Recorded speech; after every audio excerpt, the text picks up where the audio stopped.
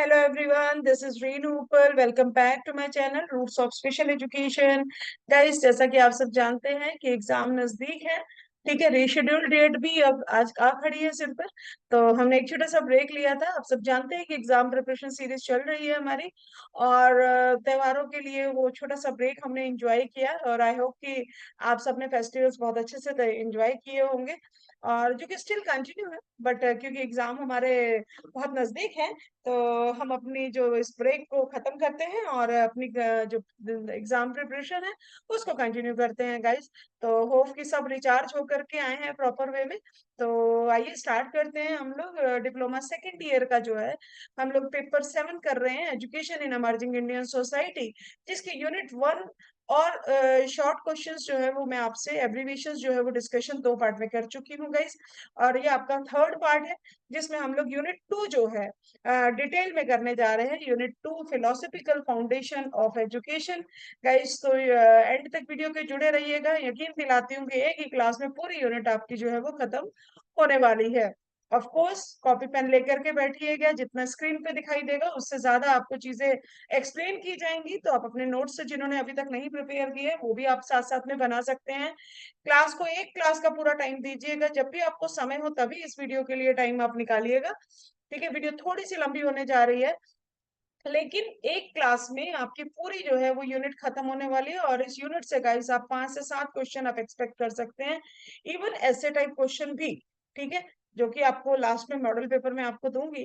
तो आपको और अच्छे से समझ में आ जाएंगी चीजें। तो आइए स्टार्ट करते हैं। तो second unit philosophical foundation of education, जिसमें गाइस आपका फिलोसफी के बारे में बात किया गया, एजुकेशन से क्या कंसर्न है। इससे पहले की यूनिट में हमने एजुकेशन और डिफरेंट एस्पेक्ट को पढ़ा था।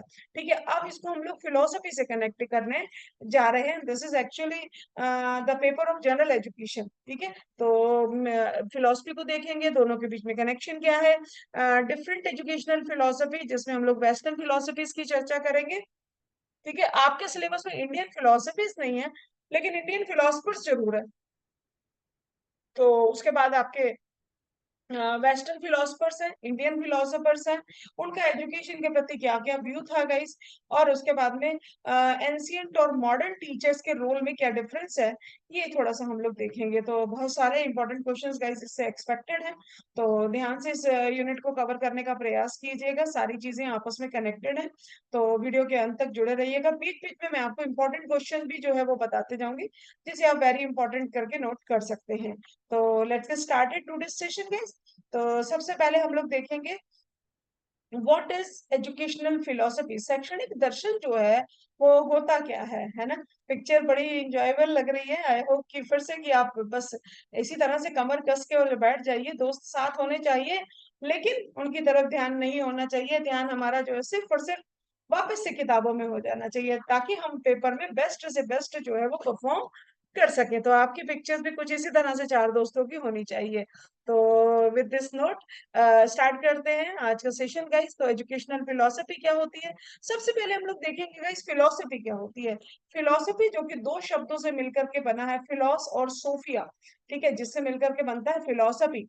ठीक है, फिलोस का अर्थ होता है लव, एंड सोफिया का मतलब होता है wisdom, means love of wisdom, जिसे बुद्धि से प्यार है, जिसे नॉलेज से प्यार है, और जिसके नॉलेज का जो प्यास है वो कभी बुझती ही नहीं है, वो फिलोसफर या दर्शन शास्त्री है जो है वो होता है। ठीक है, तो ये है गाइस फिलोसफी का सिंपल सा मीनिंग। ठीक है, लव ऑफ विजडम, ये science of all the sciences also you can say. Okay, आगे मूव करते हैं। कंसेप्ट ऑफ फिलोसफी, ये तो था आपका कंसेप्चुअल मीनिंग। अभी देखते हैं दर्शन, इसे हम लोग दर्शन शास्त्र कहते हैं।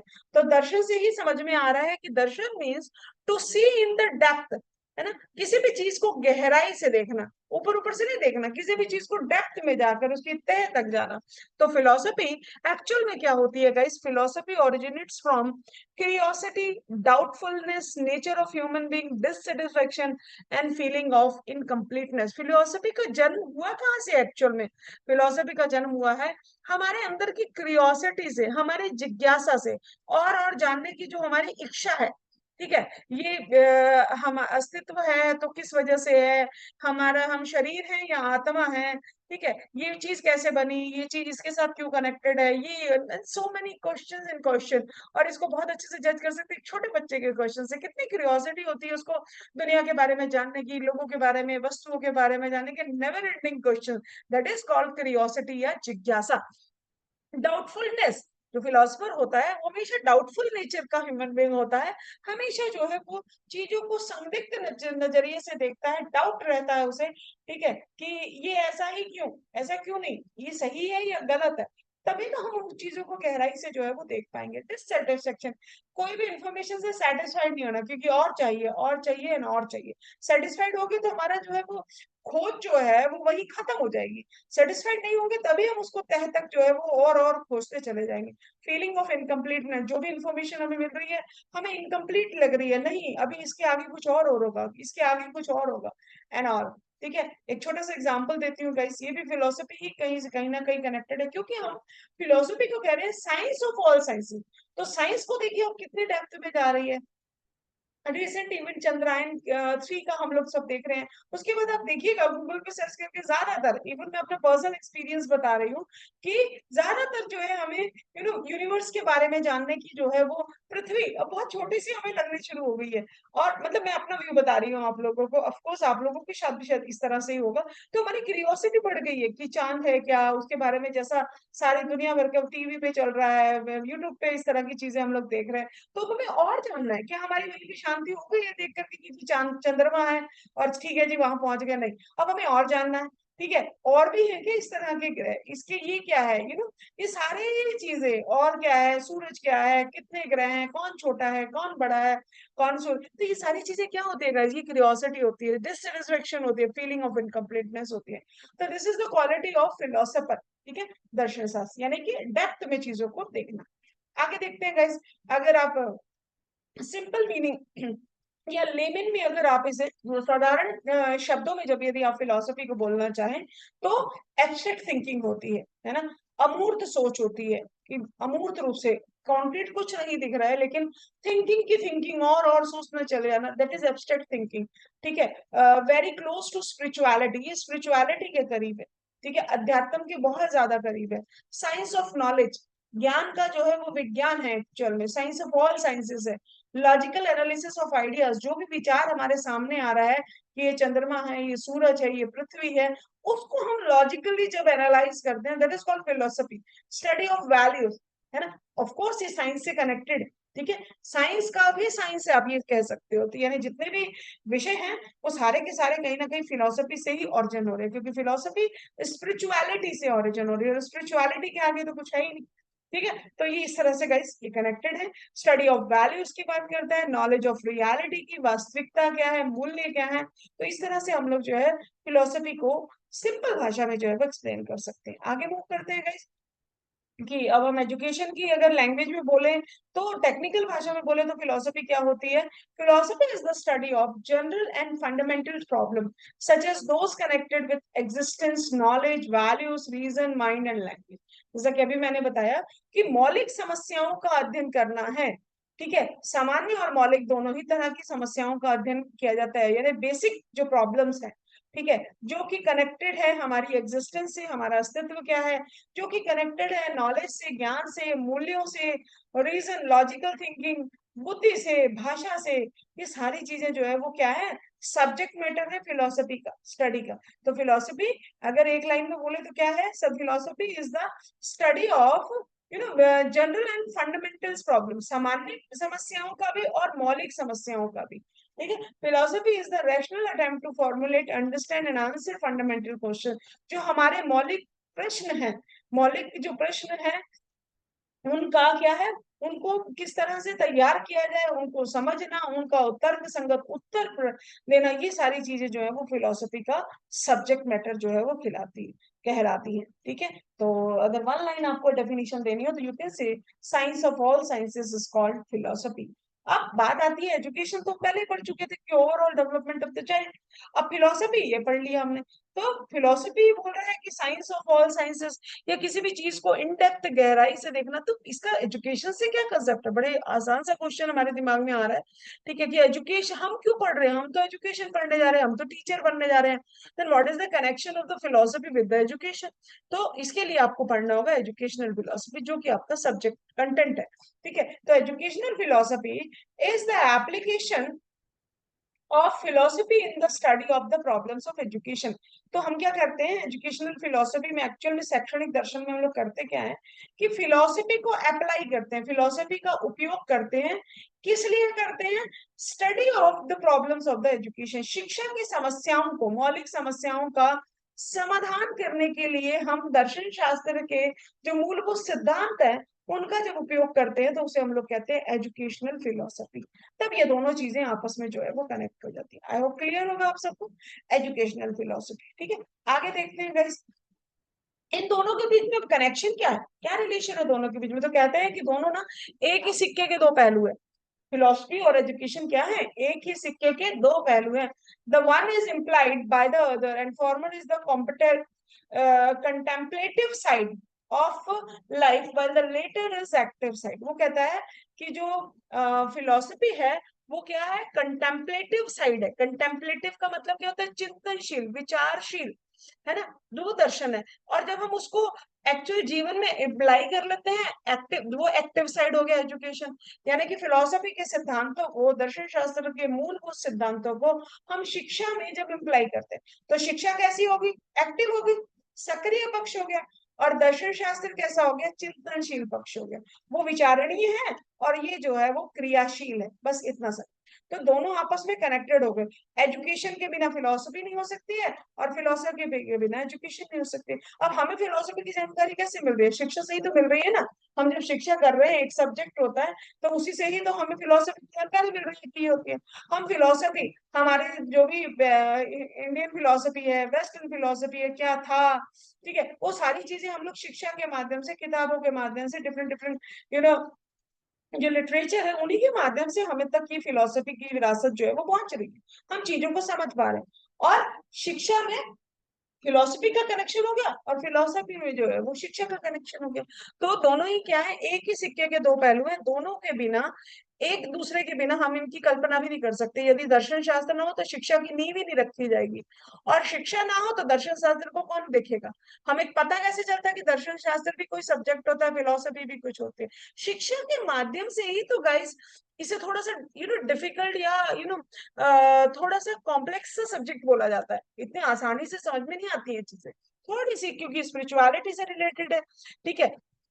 और आपका जो है वो चिंतनशील पक्ष है, कंटेम्पलेटिव साइड होता है। तो अभी इतना इजी नहीं है। तो अगर थोड़ी सी कॉम्प्लेक्स है चीजें तो आप इसको शिक्षा के माध्यम से जो है हम इसको, हम तक ये चीजें जो है वो ट्रांसमिट हो रही हैं। एक्चुअल में ये हमारी विरासत है और उसको बच्चों तक शिक्षा के माध्यम से इस फिलोसफिकल सिद्धांतों को पहुंचाया जा रहा है, ठीक है। इसी के बेसिस पे, इसी के बेस, शिक्षा के बेस पे ही हम फिलोसफी को, भाई कौन, जब हमने शिक्षा के लिए, शिक्षा के एस्पेक्ट कौन से, ट्राइपोलर प्रोसेस की बात करें तो टीचर, करिकुलम और लर्नर।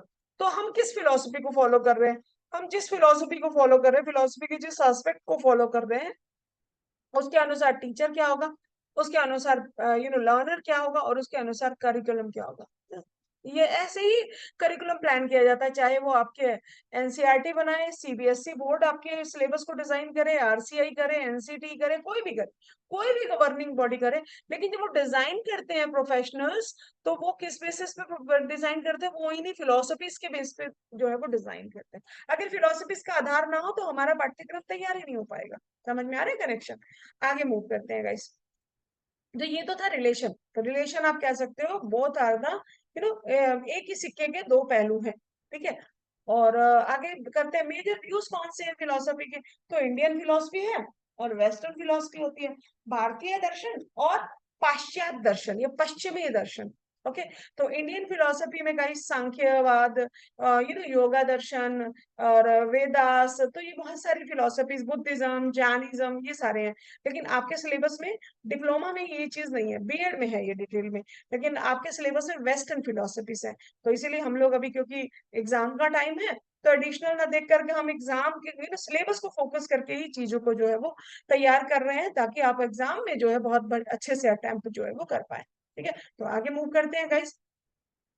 इंडियन फिलोसफी, जैसे मैंने आपको बताया, दोनों का डिफरेंस क्या है ना। आपको चाहे वेस्टर्न पढ़नी है, लेकिन आपको इंडियन के बीच में और वेस्टर्न के बीच में डिफरेंस करना आएगा, तभी आप वेस्टर्न को समझ पाएंगे। तो जो इंडियन फिलोसफी है, भारतीय दर्शन शास्त्र है, वो परलोक की बात करते हैं कि इस दुनिया के बाद क्या होना है ना। आध्यात्मिक सुख क्या है, हमारा मोक्ष कैसे होगा।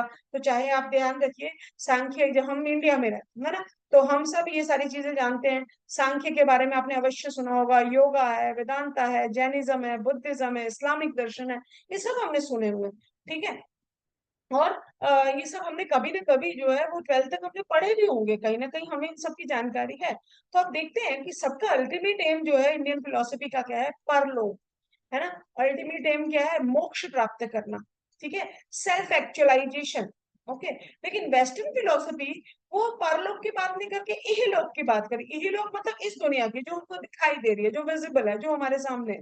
वो दुनिया किसने देखी है, जब हमने भगवान को ही नहीं देखा, हमने कहाँ जाना है, हमने स्वर्ग नरक ही नहीं देखा, तो वो कहते हैं वेस्टर्न वाले कि उनकी चिंता करने की क्या जरूरत है, जब जाएंगे तो देख लेंगे। और कहते हैं अभी क्या है, तो वो इसके बारे में बात करते हैं। तो उनकी फिलोसफीज जो है वो आपके सिलेबस में है। ठीक है, idealism, naturalism, pragmatism and humanism, realism, existentialism, तो ये सारी वेस्टर्न फिलोसफीज है, लेकिन आपके सिलेबस में ये 4 फिलोसफीज है। तो इनमें से गाइस एक ऐसे टाइप क्वेश्चन, ठीक है, और एक ऐसे टाइप क्वेश्चन बिल्कुल कंफर्म मानिएगा, वेरी वेरी वेरी इंपॉर्टेंट, 110% एक एक क्वेश्चन आने के, और वो चांसेस है आपके इन पहले 3 फिलोसफीज के बीच में से। दूसरी इंपॉर्टेंट चीज गाइस, यहाँ पे मैंने सिलेबस को एक रिवीजन के वे में इस सीरीज को प्रिपेयर किया है।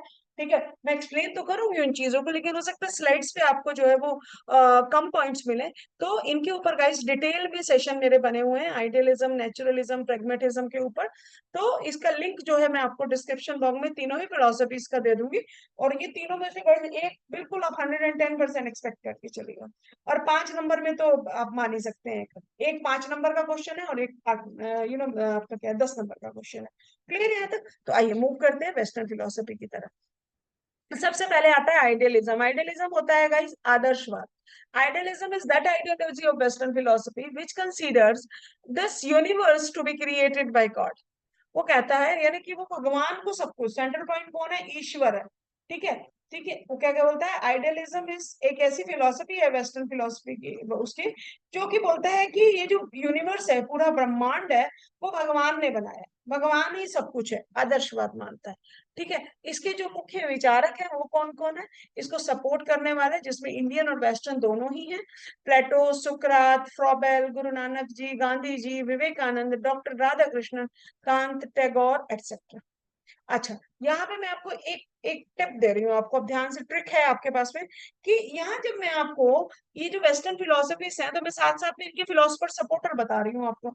अब यही जो फिलोसफर हैं, चाहे वो गांधी जी हैं, टैगोर हैं और विवेकानंद है, ये आपके जो है आगे जाकर के आपके ये इंडियन फिलोसफर्स भी पूछा हुआ है। ठीक है, इसमें बड़ा क्वेश्चन नहीं तो शॉर्ट क्वेश्चन जरूर आएगा, 5 नंबर वाला एक क्वेश्चन, एक फिलोसफी के ऊपर। तो अब ध्यान रखिएगा, जब ये तीनों ही philosopher, weather Gandhi ji, weather Vivekananda और वेदर टैगोर, अगर ये तीनों ही फिलोसफर जो है वो आइडियलिज्म को सपोर्ट कर रहे हैं, तो इसका मतलब है आइडियलिज्म की जितनी भी करेक्टरिस्टिक है, जो कुछ भी आप आइडियलिज्म के बारे में पढ़ने जा रहे हो, वही सारी इनकी फिलोसफी। बात समझ रहे हो? आप चाहे फिलोसफी को फिलोसफर से कनेक्ट करिए या फिलोसफर को फिलोसफी से कनेक्ट करिए, बात एक ही है। ठीक है, तो ये चीज आपको ध्यान में रखनी है जब आप आइडियलिज्म, प्रेगमेटिज्म और आपका एक और क्या था, सॉरी, नेचुरलिज्म, आप इनको जब ध्यान से पढ़ेंगे, अब जैसे एक रूसो का आगे आएगा, कि रूसो भी आपके इसमें सिलेबस में है, वेस्टर्न फिलोसफर में। अब रूसो ने नेचुरलिज्म को फॉलो करा, तो इसका मतलब है नेचुरलिज्म में जितना कुछ भी दिया हुआ है वो आप रूसो की फिलोसफी में लिख सकते हैं। ओके, आइडियलिज्म में जितना कुछ भी आप पढ़ रहे हैं, वो आप गांधी जी, विवेकानंद और टैगोर की फिलोसफी में लिख सकते हैं। बात समझ में आ रही है? तो ये टिप जो है वो बहुत अच्छे से ध्यान में रखिएगा गाइस, आपके बहुत काम आने वाला है। आगे मूव करते हैं, आगे देखते हैं concept of idealism. Idealism guys बहुत मिनिमम यहाँ लेने का मैंने आपको प्रयास किया है। मैं आपको चीजें आपको समझाने का प्रयास करूंगी, लेकिन कंसेप्ट आपको जो पहली बार भी अगर इस कंसेप्ट को देख रहा है तो आप पेपर बहुत अच्छे से जो है वो आप उसको परफॉर्म जो है वो बेहतर तरीके से कर पाएंगे, ठीक है। और डिटेल वीडियो देख लेंगे तो फिर कहना ही क्या गाइस, फिर तो आपको उसमें पूरी सारी चीजें आपको जो है वो एजुकेशन के डिफरेंट एस्पेक्ट, आइडियलिज्म के अनुसार करिकुलम, लर्नर, डिसिप्लिन, सब कुछ मैंने उसमें दे रखा है, तो वो थोड़ा सा और अच्छे से देख सकते हैं आप लोग, क्योंकि अभी भी हमारे पास समय है, ठीक है। तो कंसेप्ट ऑफ आइडियलिज्म उनके लिए है गाइस, वो डिटेल सेशन फिर बता दो। जो लोग पेपर में बेहतर करना चाहते हैं, जो सिर्फ परफॉर्म करना चाहते हैं, पासिंग मार्क्स चाहिए, उनके लिए ये वीडियो और ये एग्जाम वाली सीरीज जो है इतना ही काफी है। गारंटी के साथ कहते हैं कि अच्छे मार्क्स से पास हो जाओगे, लेकिन कुछ के लिए पास होना काफी नहीं होता है ना, हमको अच्छा स्कोर करना है। अब अच्छा स्कोर करना है तो थोड़ी सी मेहनत आपको उन लोगों से ज्यादा करनी पड़ेगी, ठीक है। तो ज्यादा के लिए आप वहां पे आप देख सकते हैं और डिटेल में पढ़ सकते हैं, ठीक है। तो आइडियलिज्म दो शब्दों से मिलकर के बना है, आइडिया प्लस इज्म। आइडिया में विचार होता है गाइस, इज्म विद वाद होता है, ठीक है। तो यानी कि ये थॉट्स पर और आइडियाज पर जो है वो बहुत ज्यादा जोर देता है कि आइडिया ही सब कुछ है, भगवान ही सब कुछ है, विचार ही सब कुछ है। मटीरियल वर्ल्ड जो सामग्री है, जो हमारे आसपास भौतिक जो जगत है, उसको ये कोई वैल्यू जो है वो आइडियलिज्म नहीं देता है, ठीक है। आगे मूव करते हैं। आइडियलिज्म, आइडियलिज्म मतलब कि is equal to adhyatmavad, spirituality. Idealism means is equal to spirituality, ये सारा कुछ स्पिरिचुअलिटी से ही कनेक्टेड है। तो अगर आपको स्पिरिचुअलिटी के बारे में जो कुछ भी पता है तो आप आइडियलिज्म के साथ में कोट उसको कर सकते हैं। ये वो चीजें हैं गाइस, जब हमें एक इंपॉर्टेंट चीज मैं आपको बताती हूँ कि जब भी आप पेपर करो आपको उसे कभी भी क्वेश्चन को आपको छोड़ना नहीं होता कि मैंने पढ़ा नहीं, क्योंकि कभी ना कभी उससे रिलेटेड आपने बहुत कुछ सुन रखा होगा। तो आप जो है उसको आप अपनी जनरल नॉलेज के साथ में वो कंसेप्ट को जोड़ करके आप उस क्वेश्चन को बहुत अच्छे से जो है वो कर सकते हैं। तो कभी भी क्वेश्चन को आपको छोड़ना नहीं है। जो मैं टिप बता रही हूँ ना कि अगर फिलोसफर आ गया तो फिलोसफी आप पढ़ कर हैंडल कर लीजिएगा, और फिलोसफी आ गई तो फिलोसफर के बारे में लिख सकते हो। तो लेकिन कब करोगे, जब ये छोटी सी भी पता होगी कि कौन सा फिलोसफर किस फिलोसफी को सपोर्ट करता है। तो ये आपको एक चार्ट बना करके लर्न करना पड़ेगा, ठीक है। अगर आप तरीके से पढ़ेंगे गाइस तो ये बिल्कुल मुश्किल नहीं है, बड़ी इंटरेस्टिंग है, बहुत इंटरेस्टिंग है, अपने एक्सपीरियंस से बता रही हूँ मैं आपको। बहुत इंटरेस्टिंग है। एक समय था जब मुझे बहुत ही बोरिंग और सबसे डिफिकल्ट टॉपिक लगता है, और आज का सबसे मोस्ट फेवरेट अगर मैं सब्जेक्ट बोलूं तो दैट इज फिलोसफी, ठीक है। तो वो इसी वजह से है गाइस, क्योंकि जब आप इसको कनेक्ट करके चीजों को पढ़ोगे डेली लाइफ के साथ में तो चीजें आपको ऑटोमेटिकली जो है वो इंटरेस्टेड लगेगी। तो आदर्शवाद मतलब अध्यात्मवाद, it considers God as the ultimate reality and soul as the part of God. वो कहता है कि भगवान ही सब कुछ है, वही परम वास्तविक सत्य है, ठीक है। और आत्मा जो है उस भगवान का अंश है, ईश्वर का ही अंश है। तो इसका मतलब आत्मा क्या होगी, छोटा परमात्मा हो गया। हम भी उस परमात्मा के ही तो अंश है, तो यानी छोटे छोटे परमात्मा हम सबके अंदर है। कहने का मतलब तो यही होगा ना, और हम सबके ही नहीं, हर जीव के अंदर है, हर जीव के अंदर है, ठीक है। It propounds that the ultimate aim of human life is self actualization which can achieve by the following moral values, ठीक है। ये क्या कहता है कि मानव जीवन का अंतिम उद्देश्य आत्म वास्तविकता है, जिसका नैतिक मूल्यों की बात यहाँ पर मतलब की जा रही है, अपने आप को जानना, सेल्फ एक्चुअलाइजेशन। हमारे जीवन को हम जन्म ही इसीलिए लिया है कि हम खुद को पहचान सके कि हम एक आत्मा है, और हम इस दुनिया में इसलिए आए हैं ताकि हम इस दुनिया में रहते हुए अपना जो भी हमें जीवन मिला है 50 60 70 साल का, उसमें हम लोग परमात्मा को जो है वो पा सके, बस इतना सा उद्देश्य। दिस इज सेल्फ एक्चुअलाइजेशन, ठीक है। फॉर देम, जिसको मोक्ष कहते हैं, for them the idea is more than real than the object. कहते हैं विचार ज्यादा इंपॉर्टेंट है बजाय कि वस्तु के, है ना। सपोज एक पानी की बोतल है या पानी है, पानी की बोतल किसने बनाई, पानी को कंटेन करने के लिए, पानी को रखने के लिए, है ना। कि हमें पीने के लिए या किसी भी उपयोग के लिए यदि पानी को रखना है तो आप उसके लिए बोतल का निर्माण होगा। तो ये कंसेप्ट, ये विचार कहाँ से आया। तो कहते हैं कि वो बॉटल जो है वो उतनी इंपॉर्टेंट नहीं है जितना इम्पोर्टेंट वो विचार है, जिसके दिमाग में ये विचार आया कि इस पानी को हम इस तरीके से इस तरह की वस्तु में जो है वो कंटेन कर सकते हैं, उस ऑब्जेक्ट में। तो कहते हैं विचार ज्यादा बड़ा है बजाय कि उस ऑब्जेक्ट के, ठीक है। तो आगे मूव करते हैं। अध्यात्मवाद के या आदर्शवाद के सिद्धांत क्या है। वो कहता है कि यूनिवर्स भगवान ने बनाया है, स्पिरिचुअल वर्ल्ड मटेरियल वर्ल्ड से ज्यादा बड़ा होता है, and the soul is superior factor. आत्मा जो है वो सर्वोपरि है, आत्मा सबसे ऊपर है, ठीक है। हम आत्मा है, हम जो है वो क्या है, शरीर नहीं है। और गॉड जो है वो क्या है, वो सुप्रीम है। गॉड जो है वो सबसे बड़ी सोल है, ठीक है। और हम लोग सब क्या है, छोटी छोटी सोल है। उनका उसका ये कहने का अर्थ है। And man is the best creation of the world. कहते हैं परमात्मा की सबसे बेस्ट क्रिएशन क्या है, सबसे बेस्ट कृति क्या है, आर्ट क्या है, वो है व्यक्ति, ठीक है। Human development depend on his physical and spiritual power. कहते हैं जब शिक्षा की बात कर रहे हैं तो मानव के विकास की बात करेंगे। तो मानव का विकास कैसे होगा, उसकी फिजिकल और स्पिरिचुअल पावर से डेवलप हो, ठीक है। जब उसके अंदर फिजिकल, और यानी कि बच्चा स्कूल में जाकर शिक्षा लेगा, तो शिक्षा का मुख्य उद्देश्य क्या होना चाहिए, बच्चे का शारीरिक और आध्यात्मिक शक्तियों को बढ़ाना, उनका विकास करना, ये उसका मुख्य उद्देश्य है, ठीक है।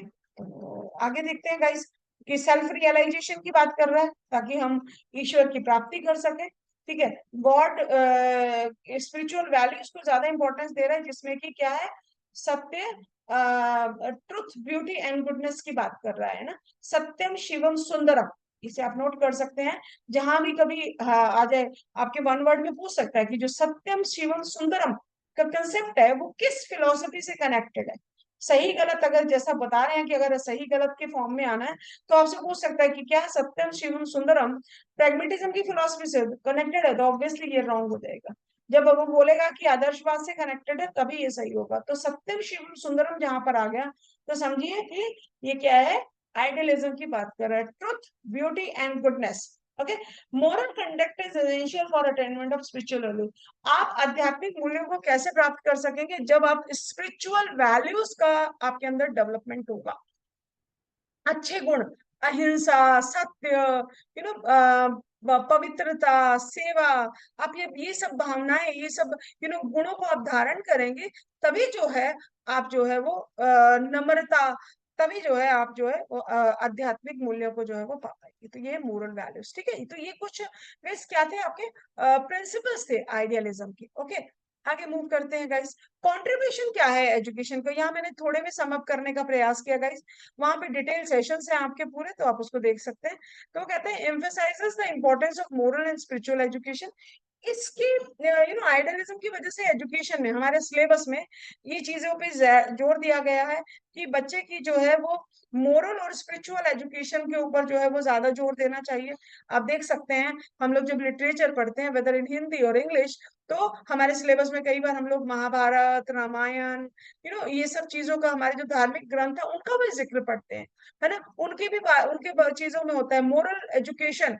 हमारा पूरा पेपर हुआ करता था, उस पर हमको ग्रेडिंग मिला करती थी। तो ये सब चीजें क्यों, ताकि बच्चे का मोरल डेवलपमेंट होगा तभी उसका स्पिरिचुअल डेवलपमेंट जो है वो हो सकेगा। तो वो एजुकेशन की उसमें ही रिफ्लेक्ट होगा, ठीक है। एम्फसाइजेस मैंस, क्योंकि कहने का मतलब ये है कि ये क्यों एजुकेशन को ये सपोर्ट कर रहा है फिलोसफी। वो कहता है कि एजुकेशन ही तो शेप देगी बच्चे को, तो इसलिए जैसा एजुकेशन का कंटेंट होगा शेप वैसी ही होगी।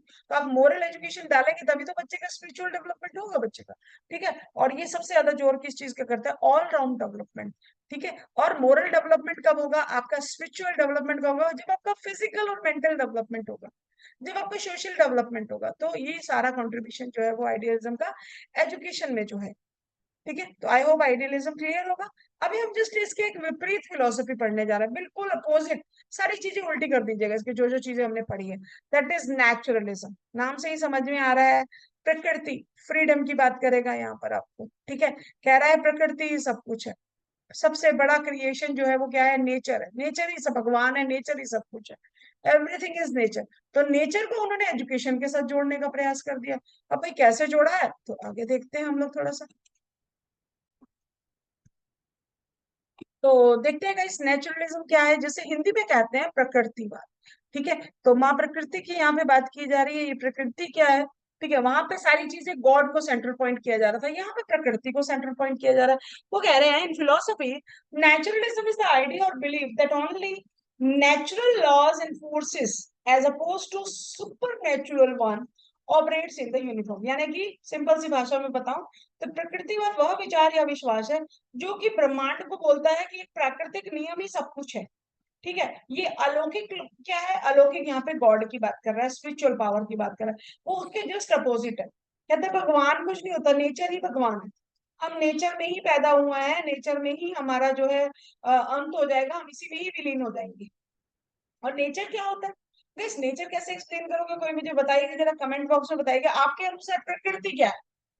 ठीक है, आप प्रकृति को बिना पढ़े बिल्कुल अपनी कॉमन सेंस के बेसिस पे ऑन द स्पॉट बताइए कि प्रकृति है क्या। जस्ट जरा कमेंट बॉक्स में अपना अपना अपना आंसर दीजिएगा जरा। ठीक है, तो देखते हैं कितने लोग जानते हैं, कैसे आप लोग, क्योंकि यहाँ पे हर चीज गाइस, अभी हम लोग इतने हो चुके हैं, सबका 12th ग्रेजुएशन का हमारा बेस है। तो अभी हर चीज ये नहीं है कि बस पढ़ करके रट्टा मार के ही हम लोग चीजें करेंगे। कुछ चीजें हम लोग कॉमन सेंस के बेस पे भी आंसर दे सकते हैं, this is related to that. ठीक है, तो आप लोग जो है कमेंट बॉक्स में बताइएगा कि प्रकृति आपके अनुसार क्या है, सिंपल लैंग्वेज में, कोई टेक्निकल भाषा मुझे नहीं चाहिए।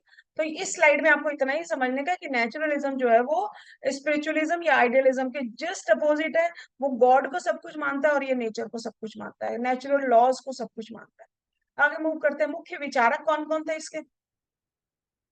ठीक है, तो इसके मुख्य विचारक जो है वो टैगोर थे, सॉरी, इसके मुख्य विचारक टैगोर, स्वामी विवेकानंद, रूसो। रूसो बताया था ना मैंने, नेचुरल। तो रूसो उधर भी आएगा आपका, फिलोसफी में भी आने वाला है, इसी में आगे आएगा आपका। तो अभी जब रूसो को बात करेंगे तो इसका मतलब नेचुरलिज्म, तो नेचुरलिज्म को ध्यान से समझ लीजिए, रूसो की बताएंगे तो वो नेचुरलिज्म को एक्सप्लेन करेगा, तो बात ठीक हो जाएगी सारी की सारी।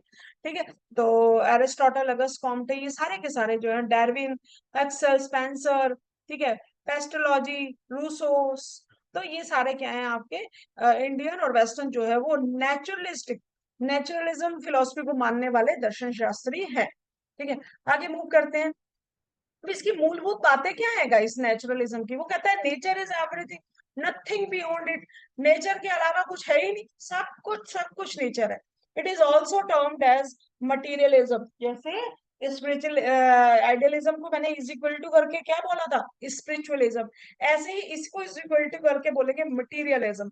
वो उसको मैं अपोजिट क्यों बोल रही हूँ, आप लोगों को अपोजिट इसलिए बोल रही हूँ क्योंकि वो जो है वो बोलता है कि मटेरियल कुछ नहीं है, ऑब्जेक्ट कुछ नहीं है, विचार ही सब कुछ है। और विचार किसने दिया, भगवान ने दिया हमें, है ना।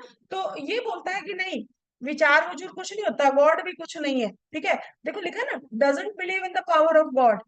ठीक है, ये मशीनी युग की बात करता है, बिलीव इन मशीन, मशीन में विश्वास करता है, फिजिक्स में विश्वास करता है, और आपका जो है भौतिक जगत में विश्वास है। तो ये जो दर्शन शास्त्र कैसा है, भौतिकवादी है। ठीक है, जो दिखाई दे रहा है वही सही है, purely scientific view to investigate the truth.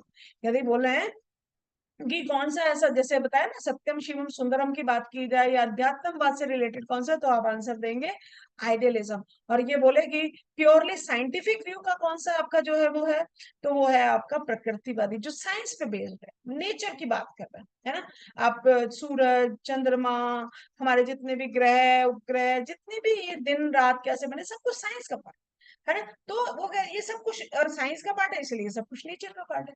Nature को स्टडी करना ही साइंस का मेन काम है ना। तो ये सारी चीजें जो है, मशीनें किस चीज की देन है, साइंस की देन है। मटेरियलिज्म किस चीज की देन है, साइंस की देन है।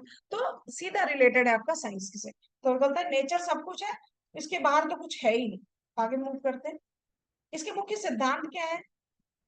ये स्ट्रेस करता है फिजिकल एनवायरनमेंट पे, जो कुछ दिखाई दे रहा है, जिसको आप टच कर सकते हैं, जिसे आप देख सकते हैं, जिसे महसूस कर सकते हैं, जो कुछ हमारे आसपास है, वो सब के ऊपर जो है वो स्ट्रेस देता है। बोलता है भौतिक पर्यावरण सबसे इंपॉर्टेंट है। वो कहता है कि जो यूनिवर्स है, ब्रह्मांड है, वो एक बहुत बड़ी मशीन है। अभी मैं थोड़ी देर पहले आपको चंद्रायन का एग्जाम्पल दे रही थी, तो अब आप देख सकते हैं कि जो हम इतना ईगो, जितना हम लोग इतना अहंकार कि मैंने ये किया, मैंने वो किया, उसने ये किया, और छोटी छोटी सी बातों में उलझे होते हैं। और जब हमने जा करके अभी ये जो इसरो ने जो भी इतना सब कुछ, इतना साइंटिफिक हमारे इंडिया का कंट्रीब्यूशन रहा है, उसके द्वारा हम लोग भला हो यूट्यूब का और इतनी सारी चीजें हमारे को एक छोटे से डब्बे में लाकर हमारे सामने प्रेजेंट कर दिया, अदरवाइज तो हम कभी जान ही नहीं पाते, है ना। तो आज छोटे से छोटा बच्चा भी जान रहा है चंद्रमा क्या है, सूरज क्या है, पृथ्वी क्या है, क्या कनेक्शन है, कैसे ये सब चीजें हो रही हैं, है ना। तो ये सारी चीजें, तो क्या बोल रहे हैं, ये जो यूनिवर्स है, ये जो ब्रह्मांड है, वो एक ह्यूज मशीन है, और उसमें हम लोग एक छोटे से ग्रह पृथ्वी पर रहते हैं। और इतनी दुनिया है, इतने देश है, उनमें से हम एक छोटे से देश में, एक छोटे से, क्या बताऊं मैं आपको, एक शहर में हम लोग, एक गांव में हम लोग रह रहे हैं, एक छोटे से घर में रह रहे हैं। तो अस्तित्व हमारा जो है वो समझ में आता है, और सोच के बहुत हंसी भी आती है और हैरानी भी होती है, हम कहाँ जा रहे हैं। ओके, तो चलिए आगे मूव करते हैं। तो फिलोसफी में मैं चलेंगे। तो man is also a part of this machine, और व्यक्ति जो है इस मशीन का पार्ट है। ऑफ कोर्स हम लोग किसी का ही पार्ट है। Reality can be truly analysed by natural sciences. वो कहता है कि प्राकृतिक विज्ञानों के द्वारा ही हम जो है वास्तविकता को जान सकते हैं। वास्तविकता को जानने के लिए कोई स्पिरिचुअलिटी की जरूरत नहीं है। तो साइंस से आप सब कुछ जान लीजिए, ठीक है। लेकिन आइडियलिज्म क्या कहता है? साइंस ऑफ ऑल साइंसेस, वो तो साइंस का भी साइंस है। ओके, तो आगे मूव करते हैं। The present is real life. वो कहता है कि वर्तमान क्या है? वास्तविक जीवन है, जो हमारे सामने है, जो हम जी रहे हैं। कल होगा, कल हमें मोक्ष प्राप्ति होगी, हम स्वर्ग में जाएंगे कि नरक में जाएंगे, वो तो देखा जाएगा। लाइक दैट मैं should try to make this life happy and comfortable.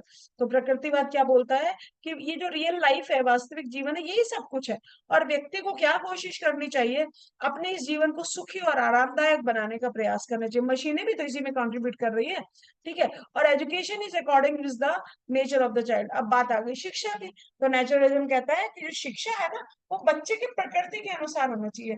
इसका मतलब ये चाइल्ड सेंटर एजुकेशन को सपोर्ट करता है, जबकि आइडियलिज्म टीचर सेंटर एजुकेशन को सपोर्ट करता है। वो कहता है कि टीचर ही भगवान है, टीचर ही सब कुछ है, जो उसने कह दिया वो अंतिम सत्य है। बस बच्चा जो है वो पैसे में, उसको सिर्फ सुनना है, याद करना है और इवैल्यूएशन है। प्रकृति को कहता है ऐसा कुछ नहीं है। बच्चे को होगा, टीचर तो सपोर्टर है, टीचर गाइड की तरह है, टीचर एक फ्रेंड है, टीचर रास्ता दिखाने वाला है।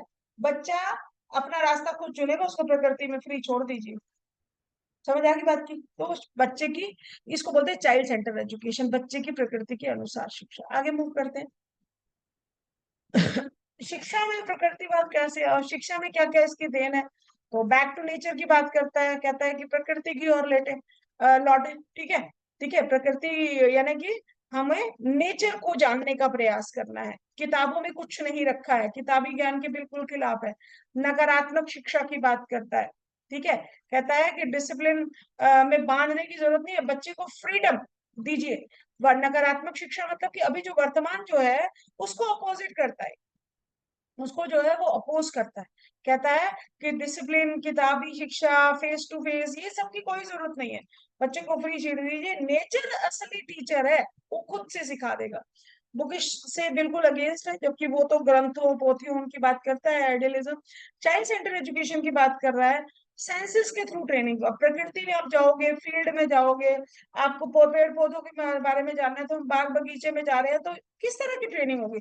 हमारे ज्ञानेंद्रियों की तरह हमारा प्रशिक्षण होगा।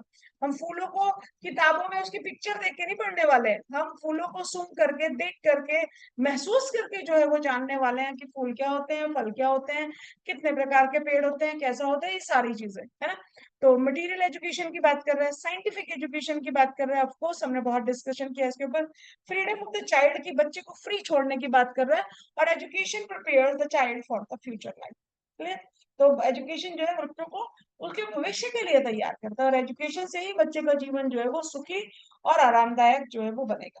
एजुकेशन का मुख्य उद्देश्य यही होना चाहिए।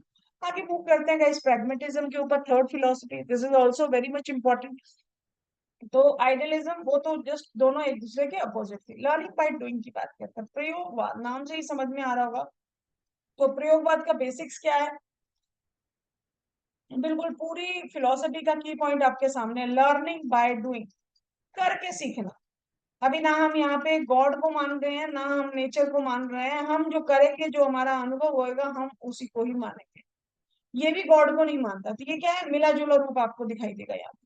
ठीक है, physical world is only real world, ये भी नेचुरलिज्म की तरह बोलते हैं, जो फिजिकल वर्ल्ड है वही रियल वर्ल्ड है। ये भी गॉड को कंसीडर नहीं करता है। Believe that ultimate aim of human life is to live happily, which can be achieved by the following social laws. तो ये बोलता है कि हम, हमारे जो सामाजिक कानून है, हमारे जो समाज के रूल्स रेगुलेशन है, उनको फॉलो करते हुए भी जो है हम एक सुखी जीवन जो है वो जी सकते हैं। ठीक है, और उसमें हमारे हाथों से कार्य करने का, हमारे अनुभवों का, हमारे प्रयोगों का जो है वो बहुत एक्सपीरियंस यहाँ पे बहुत इंपॉर्टेंट है, उसकी महत्वपूर्ण भूमिका है। आगे मूव करते हैं गाइस। मुख्य विचारक कौन थे प्रैग्मेटिज्म के? जॉन डीवी, किल पैट्रिक, ये दोनों ही फिलोसफर्स आगे आने वाले हैं। तो ध्यान रखिएगा, जितनी चीजें प्रैग्मेटिज्म है वो इनकी फिलोसफी है। ओके, विलियम जेम्स और चार्ल्स पियरेस। तो प्रैग्मेटिज्म की जॉन डीवी आपके सामने है गाइस, ये इनको इनको फादर ऑफ द प्रैग्मेटिज्म बोला जाता है। आगे मूव करते हैं आपके सी टेट वगैरह में आपने काफी, जिन बच्चों ने तैयारी की है आपने ऑफकोर्स सुना होगा ये सब चीजें। ठीक है, तो आप इसे क्विक रिवीजन मान सकते हैं। प्रिंसिपल्स ऑफ प्रैग्मेटिज्म क्या है? Emphasis of principle of utility, ये बोलता है उपयोग का नहीं, है ना। तो यूटिलिटी की बात करता है कि शिक्षा में वही चीजें, वही सब्जेक्ट शामिल होने जिनकी वास्तविक रूप में उपयोगिता है। ठीक है, तो वो धीरे धीरे आप देखिए कुछ सब्जेक्ट्स ऐसे हैं जिनको पहले थे और अब नहीं है, है ना। प्राचीन काल में थे लेकिन अब नहीं है, क्यों? क्योंकि अब उनकी उपयोगिता जो है वो धीरे धीरे खत्म होती जा रही है और उनकी जगह दूसरे सब्जेक्ट्स जो है वो लेते चले जा रहे हैं। एग्जाम्पल्स आपके सामने हैं। बहुत समय पहले बीटेक और ये सब चीजें इतनी ज्यादा उसमें नहीं थी, लेकिन आजकल जो है इनका ट्रेंड जो है वो, चाहे वो कंप्यूटर एप्लीकेशंस हो, चाहे वो टेक्नोलॉजी हो, चाहे वो मैनेजमेंट हो, ये सब चीजों की उपयोगिता बढ़ रही है, तो ये सब चीजों के सब्जेक्ट एप्लीकेशंस भी बढ़ती चली जा रही है। ठीक है, करिकुलम, इनके ऊपर कोर्सेज, इनके भी जो है वो इनहेंस जो है वो होना शुरू हो गया। तो ये सब किससे? प्रयोगवाद से रिलेटेड है, क्योंकि इनकी वास्तविक जीवन में उपयोगिता है। ठीक है, truth always changes according to time, place and situation. ठीक है, वो कहता है सत्य जो है वो ऐसा नहीं है कि अंतिम होता है, सत्य हमेशा जो है समय, स्थान और परिस्थिति के अनुसार जो है वो बदलता रहता है। वो कहता है man is the highest creature, तो बहुत सारी चीजें आपको उसे मिलती हुई दिखाई देंगी नेचुरलिज्म से। ठीक है, मैन जो है वो हाईएस्ट क्रिएचर है वर्ल्ड का, ये आइडियलिज्म ने बोला है आपको। ठीक है, तो सोशल डेवलपमेंट इज नेसेसरी, ये ज्यादा जो है वो सोशल डेवलपमेंट, एक्सपीरियंस करके सीखना, लर्निंग बाय डूइंग। ठीक है, यूटिलिटी, इन सब चीजों के ऊपर ज्यादा स्ट्रेस देता है। Faith in present and future, present पे भी जोर देता है और फ्यूचर पे भी जोर देता है। सुखी जीवन आपका तभी हो सकता है जब सामाजिक विकास होगा, जब आप जो है सोशल रूल्स को फॉलो करोगे। आगे मूव करते हैं। Pragmatism believes education is the process of development. अब एजुकेशन में प्रैग्मेटिज्म का क्या रोल है? Pragmatism is applied in education. ठीक है, अप्लाई की बात करता है, जहां पे हम लोग अप्लाई कर रहे हैं, उपयोगिता आ रही है। ठीक है, तो pragmatism believes education is the process of development of man which takes place in social environment। ठीक है, वो कहता है शिक्षा क्या है? व्यक्ति की जो है वो विकास में उसकी महत्वपूर्ण भूमिका होती है। ठीक है, जो कि कहाँ पर होती है? सोशल एनवायरनमेंट में। जंगलों में कभी कोई शिक्षा नहीं होती है, जानवर किसी फॉर्मल एजुकेशन के लिए, पशु पक्षी किसी फॉर्मल एजुकेशन के लिए नहीं जाते, although they are also living beings. ठीक है, लेकिन क्योंकि मनुष्य जो है वो सोशल बीइंग है, हमें समाज में, हम सामाजिक प्राणी हैं, समाज में रहने के लिए, उसमें एडजस्ट करने के लिए हमको जो है क्या करना पड़ता है उसमें, क्योंकि एडजस्ट करना, अडेप्टेशन सीखना है हमने उसमें। ठीक है, इसलिए आपको जो है वो एजुकेशन की प्रोसेस से गुजरना जो है वो बहुत जरूरी है, वेदर वो फॉर्मल एजुकेशन हो, इनफॉर्मल हो या नॉन फॉर्मल हो। Bye education culture of the society is preserve, communicated and develop. वो कहता है एजुकेशन से ही तो कल्चर जो है, संस्कृति जो है सोसाइटी की, वो पहले तो संभाल के रखी जाती है, प्रिजर्व का मतलब होता है संरक्षण, फिर उसको कम्युनिकेट की जाती है, दूसरों तक पहुंचाई जाती है, बच्चों तक, आने वाली जनरेशन तक, और इससे उसका जो है वो विकास होता चला जाता है। अदरवाइज तो वहीं पे क्षय हो जाएगी, वहीं विलीन हो जाएगी, खत्म हो जाएगी, अगर हम उसे एक जनरेशन से दूसरी जनरेशन तक ट्रांसमिट नहीं करेंगे। ठीक है, तो ये है गाइस प्रैग्मेटिज्म का एजुकेशन में role. Social environment, social adjustment के ऊपर जो है वो ज्यादा जोर देता है, लर्निंग बाय डूइंग, एक्सपीरियंस के ऊपर बहुत ज्यादा जोर देता है। और जैसा कि मैंने आपको बताया गाइस कि ये जो फिलॉसफी है, जितने भी आपको तीन फिलॉसफीज मैंने आपको बताई हैं, ठीक है, आइडियलिज्म और नेचुरलिज्म और प्रैग्मेटिज्म, तीनों के डिटेल सेशंस हैं। उसमें सारा बता रखा है कि आइडियलिज्म के अनुसार teacher, student, discipline, school, everything, teaching method, सब कुछ कैसा होना चाहिए। तो प्लीज आप जैसे ही आपको समय हो तो आप जो है उनको डिटेल सेशंस को आप जरूर समझिएगा।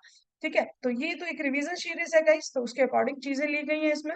ऑल्दो ये सेशन जो है वो बड़ा होता चला जा रहा है, तो एनीवे बहुत इंपॉर्टेंट होगा, जैसा कि मैंने आपको प्रॉमिस किया है, एक सेशन में आपकी एक यूनिट खत्म होने वाली है, तो उस प्रॉमिस को मैं आपको पूरा करूंगी गाइस। तो अंत तक जुड़े रहिएगा सेशन के साथ में। तो ह्यूमनिज्म की बात करते हैं, लास्ट फिलोसफी है। ठीक है, ये आपके शॉर्ट क्वेश्चन में ज्यादा इंपॉर्टेंट है, 5 नंबर में या 2 नंबर में। ठीक है, एज पर मी। ओके, ह्यूमनिज्म यानी मानवतावाद, तो नाम से ही समझ में आ रहा है कि यहाँ पे मानव को, ह्यूमन बीइंग को जो है वो ज्यादा इंपॉर्टेंस दी जा रही है। Human is the best creature and it doesn't believe in the power of the God. ये भी गॉड को जो है वो नहीं मानता है, गॉड को मानने वाला जो इक्वल फिलोसफी है वो आइडियलिज्म ही है मेनली। ठीक है, बाकी सारी जो फिलोसफी, वेस्टर्न फिलोसफी खासतौर से, वो सारी की सारी जो है वो मटीरियलिस्टिक, बौद्धिकवादी है। ठीक है, तो humanism believe that human is the best, ये ह्यूमन पे, मानव पे पूरा केंद्रित है, गॉड की उसमें बिलीव नहीं करता है, ये मेन चीज है। गॉड को आप अगर अच्छा एक इंसान बन जाते हैं तो आप ही के अंदर गॉड है, उसका कहने का मतलब। तो व्यक्ति पे फोकस करता है, मानव पे फोकस करता है। इस फिलोसफी को सपोर्ट करने वाले जो एक्सपोनेंट्स हैं, विचारक हैं, वो हैं एब्राहिम मैस्लो और कार्ल रोजर्स। मैस्लो की आप लोग हायरार्की, मोटिवेशन की आप लोग पढ़ते हो, नीड हायरार्की गाइस, 5 आपकी जो नीड्स उसमें बता रखी हैं, है ना, नीड हायरार्की में। तो आप लोग बहुत अच्छे से जानते होंगे, अब्राहम मैस्लो का नाम आपने पहले भी सुना होगा। ठीक है, मैस्लो की मोटिवेशन की थ्योरी है आपके। ठीक है, तो आपके जितने भी कॉम्पिटिटिव एग्जाम है, इवन आपका चाइल्ड साइकोलॉजी का आगे पेपर भी आएगा, लास्ट ईयर था, फर्स्ट ईयर में, तो उसमें भी आपका ये पेपर था। तो आगे मूव करते हैं, ये हैं आपके अब्राहम मैस्लो और ये हैं कार्ल रोजर्स। ठीक है, आगे मूव करते हैं। प्रिंसिपल्स ऑफ ह्यूमनिज्म, मानवतावाद के सिद्धांत क्या क्या हैं गाइस? तो humanism is a philosophical approach to education that emphasis human potential, self realisation and meaningful life. ठीक है, तो ह्यूमनिज्म क्या है गाइस? फिलोसॉफिकल अप्रोच है जो कि मैंने आपको बताया, ह्यूमन पोटेंशियल, सेल्फ रियलाइजेशन और मीनिंगफुल लाइफ, ये 3 चीजों पे जो है वो बिलीव करते हैं। इसके 3 आप रत्न बोल सकते हो, 3 इंपॉर्टेंट पॉइंट बोल सकते हो। कौन कौन से 3 पॉइंट है? ह्यूमन पोटेंशियल, है ना, व्यक्ति की क्षमता क्या है, आत्म प्राप्ति, व्यक्ति खुद को जान सके। ठीक है, खुद को जान सके और खुद के मीनिंगफुल लाइफ, एक सार्थक जीवन जो है वो जी सके। तो शिक्षा का मुख्य उद्देश्य क्या है? ये सारी चीजों को जो है वो स्ट्रेंथन करना, ताकि व्यक्ति की अपनी क्षमताओं को पहचाने कि मेरी एबिलिटीज क्या है, अपने बारे में जाने, सेल्फ कंसेप्ट जिसको आप लोग बोलते हैं। ठीक है, सेल्फ रियलाइजेशन जिसे आप लोग बोलते हैं। और ये सारी चीजें जब हमारी पूरी होगी तभी हम जो है वो एक सार्थक जीवन जो है वो जी सकते हैं। It is based on the principle of choice, freedom and respect for the whole person. तो पर्सन की बात हो रही है, मानव को केंद्र बिंदु मानव ही है यहाँ पर, यानी कि जो लर्नर है वही सेंट्रल पॉइंट है। तो लर्नर की चॉइस को देखा जाए तो ऑफ कोर्स ये फिलोसफी चाइल्ड सेंटर फिलोसफी होगी, लर्नर सेंटर फिलोसफी है। नाम से ही समझ में आ रहा है कि व्यक्ति की चॉइस को ज्यादा इंपॉर्टेंट, उसकी फ्रीडम को ज्यादा इंपॉर्टेंट किया जाएगा, और respect for the whole person. अब यहाँ पर्सन एजुकेशन में कौन है? हमारा बच्चा, हमारा विद्यार्थी, हमारा लर्नर। ठीक है, तो humanism also values the humanities as a way of exploring human culture and experience. तो यहाँ भी कल्चर की और एक्सपीरियंस की बात की जा रही है, किसके? मानव की। ठीक है, और उसके बाद में सम एग्जांपल्स हैं, जैसे ह्यूमैनिटिक एजुकेशन और art integration philosophy for children and student centre learning. अभी बताया मैंने आपको, लर्न सेंटर लर्निंग की ये बात कर रहा है, क्योंकि सारा फोकस पॉइंट कौन है? ह्यूमन बीइंग है। ठीक है, आगे मूव करते हैं गाइस। तो यहाँ पे हम लोग ये आपका शायद 2.3 तक हम लोग इसको कवर कर चुके हैं, और आगे मूव कर रहे हैं। तो यहाँ मैं आपको छोटा सा एक ब्रेक दूंगी गाइस। तो छोटा सा ब्रेक इसलिए क्योंकि ये अलग पार्ट है अब आपका आगे का। तो यहाँ पे एक छोटे छोटे से कुछ इंपॉर्टेंट चीजें मैं आपको बता रही हूँ, आप इसे मॉडल जो है वो पेपर समझ सकते हैं। ठीक है, तो फर्स्ट और सेकंड यूनिट जैसा कि हम लोग आज कवर करने जा रहे हैं, फर्स्ट ऑलरेडी कर चुके हैं। तो कुछ एक इंपॉर्टेंट क्वेश्चन जो है, ऐसे टाइप क्वेश्चन है इस फर्स्ट यूनिट में से आपका टाइप्स ऑफ एजुकेशन के ऊपर बन रहा है। ठीक है, एजुकेशन क्या है और एजुकेशन के तीनों जो टाइप्स हैं, इनके ऊपर आपका एक ऐसे टाइप क्वेश्चन जो है वो बनेगा। ठीक है, और इसमें से जो शॉर्ट क्वेश्चंस बनेंगे 5-5 नंबर वाले, वो आपके रहेंगे 21st सेंचुरी इन इंडिया में एजुकेशन के बारे में आपको बताना है, कॉमन सेंस के बेस पे क्वेश्चन है, और मैंने आपको पिछली सीरीज में बता भी रखा है। फंक्शंस क्या है एजुकेशन के, एम क्या है एजुकेशन की, एजुकेशन को एक्सप्लेन कीजिए। भाई जब, अब मान लीजिए एक छोटा सा और आपको ट्रिक बताती हूँ, कि जब आपको एजुकेशन पूछा गया, शिक्षा क्या है, और अगर वो आपको 1 नंबर पे भी पूछ सकते हैं, 2 में भी, नहीं 1 में नहीं आ सकता, वो 2 में आएगा, 2 में या 5 में पूछ सकता है। तो गाइस आपको तो शिक्षा के बारे में आपने बहुत कुछ पढ़ा है, लेकिन जब 2 में पूछेगा तो आपको उसका आंसर 3 और 4 लाइन में ही देना है, अननेसेसरी एक्सप्लेन मत कीजिएगा।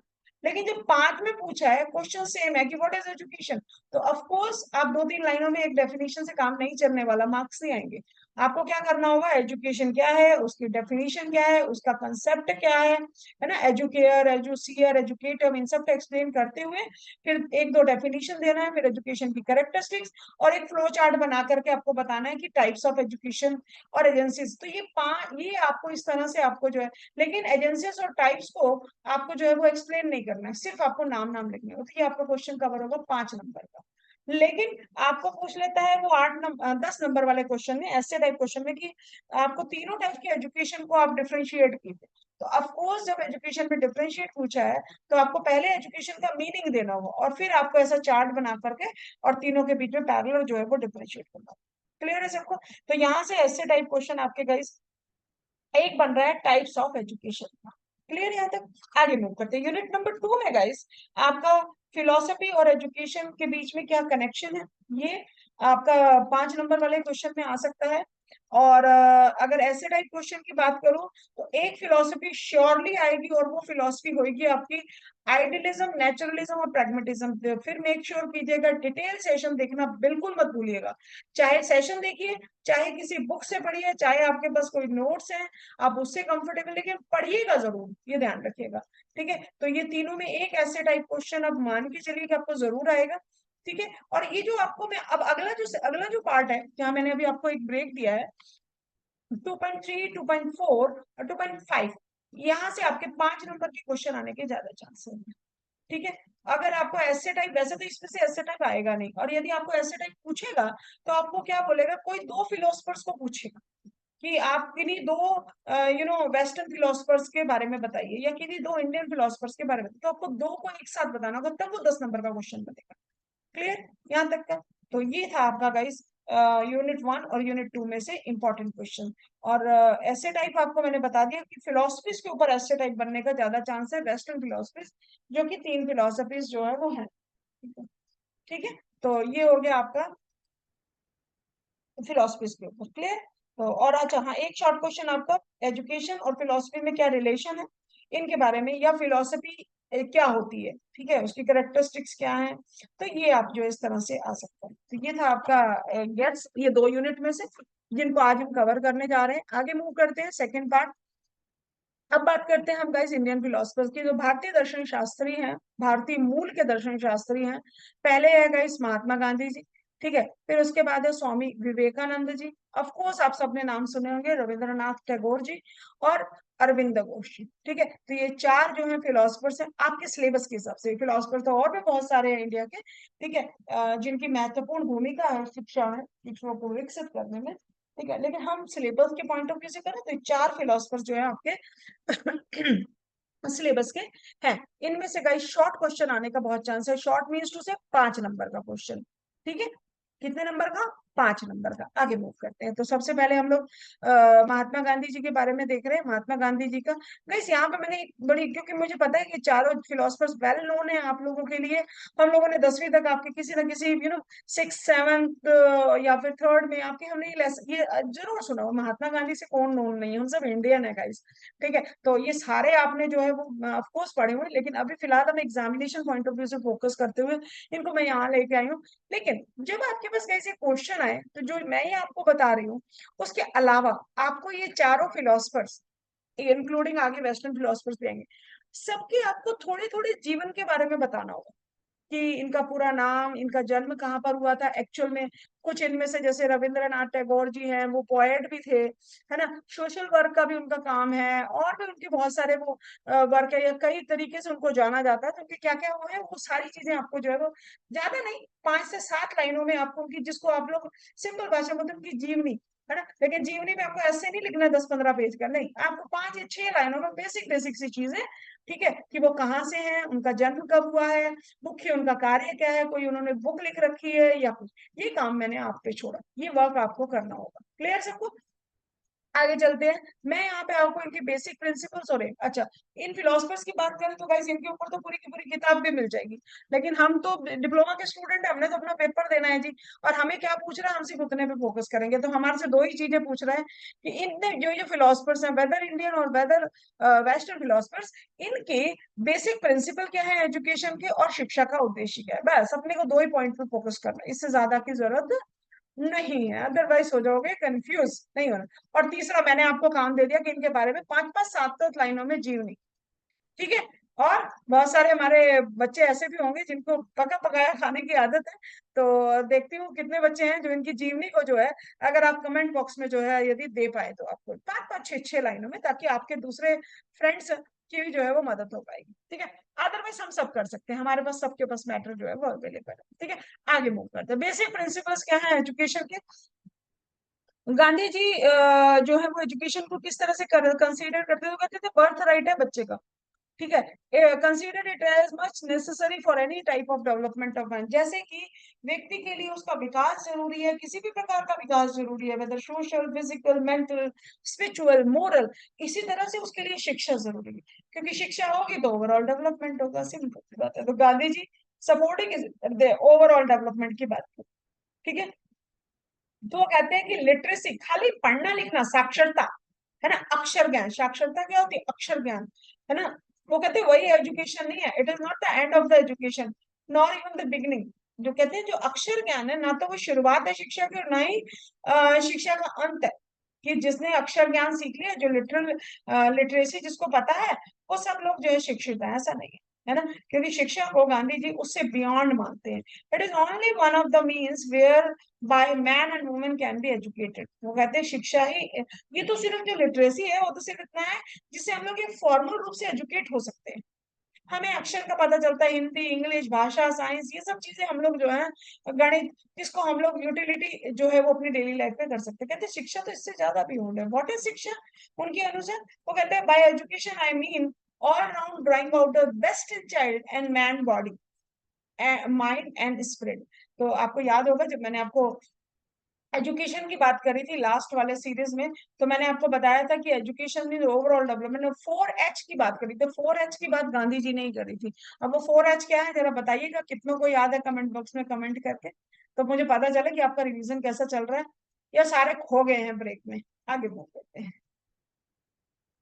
अब गाइस गांधी जी के अनुसार शिक्षा के उद्देश्य क्या है? वो कहते हैं शिक्षा ऐसी होनी चाहिए जिससे बच्चे का शारीरिक विकास, मानसिक और बौद्धिक विकास हो, ठीक है, बच्चे का व्यक्तिगत और सामाजिक विकास हो, सांस्कृतिक विकास हो, मोरल और करेक्टर बिल्डिंग पे बहुत ज्यादा जोर देते थे गांधी जी, हम सब जानते हैं, चरित्र निर्माण की बात, ठीक है, वोकेशनल डेवलपमेंट की बात करते हैं, हम सब मालूम है हमको, ठीक है, और उसके बाद स्पिरिचुअल डेवलपमेंट तो था, इसलिए गांधी जी किसको सपोर्ट कर रहे हैं? आइडियलिज्म को सपोर्ट कर रहे हैं, है ना। तो ये है गाइस आपके शिक्षा के उद्देश्य अकॉर्डिंग टू महात्मा गांधी जी, ठीक है। आगे मूव करते हैं रविंद्रनाथ टैगोर जी। रविंद्रनाथ टैगोर के बारे में 5-7 लाइनों में आपने इनके बारे में लिखना है, कहाँ जन्म हुआ था, किस सन में, और किस किस उससे ये जाने जाते हैं, ठीक है, और इनके मुख्य रचनाएं कौन कौन सी हैं। तो रविंद्रनाथ टैगोर की जो एजुकेशनल फिलोसफी थी एक्चुअल में वो नेचुरलिज्म, ह्यूमनिज्म, इंटरनेशनलिज्म, आइडियलिज्म और freedom of mind and spirit, इन सबको जो है वो फॉलो करती है, ठीक है। रविंद्रनाथ टैगोर जी न केवल नेचुरलिज्म बल्कि ह्यूमनिज्म, अंतरराष्ट्रीयवाद, है ना, बियॉन्ड नेशनल, उससे बियॉन्ड जो है शिक्षा होनी चाहिए, ग्लोबल एजुकेशन की बात जो है वो करते थे, आइडियलिज्म को भी सपोर्ट करते थे और freedom of mind and spirit की भी बात करते थे। तो ये था उनका बेसिक, था इनकी फिलोसफी का। आगे मूव करते हैं, बेसिक प्रिंसिपल्स कौन कौन से हैं रविंद्रनाथ टैगोर जी के। तो Rabindranath Tagore founded several schools and university of Shantiniketan, Shantiniketan हमने बहुत बार सुना होगा, ठीक है। अगर शॉर्ट क्वेश्चंस अगर आपके इस तरह से आते हैं तो पूछा जा सकता है कि शांति निकेतन की स्थापना किसने करी थी, तो डॉक्टर रविंद्रनाथ टैगोर जी ने करी थी, वेस्ट बंगाल से थे, ठीक है, one of the most progressive educator of his time, ठीक है, मतलब कि ऐसा नहीं है कि हमेशा रुक गए, हमेशा प्रगतिशील शिक्षक थे, हमेशा कुछ ना कुछ सीखते रहना, कुछ ना कुछ अपडेट जो है वो करना बहुत जरूरी है अकॉर्डिंग टू हिम।